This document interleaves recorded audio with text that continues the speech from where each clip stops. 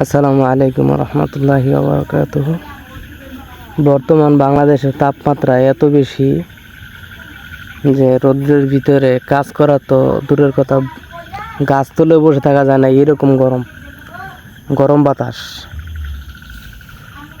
তো এমনিতেই আমরা যারা কৃষি কাজ করি তাদের তো আরও অবস্থা কাহিল। তো এখানে যে রায়হানে বাগুন ক্ষেত চাষতেছে, এটা বাগুন ক্ষেত সাফ করতেছে, বাগুন ক্ষেত সাফ করতেছে। তো এমন একটা অবস্থা, এখন কিন্তু বিকাল, মানে সূর্য লাল, ওই যে পশ্চিম দিকে সূর্য লাল হয়ে গেছে একদম। এই সময় আসছে বাগুন ক্ষেত চাষার জন্য না, মাগরিব তুলেছি, মাগরিব পর্যন্ত মাগরিব পর্যন্ত যেটুকু করা যায়।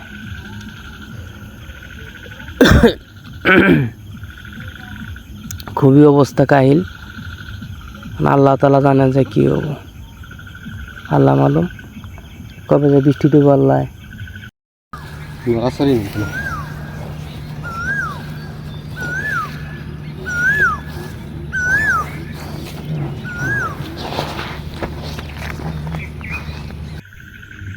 অসাধারণ কিন্তু কোকিলের ডাক, কালো কোকিলের ডাক অসাধারণ, মাশাআল্লাহ।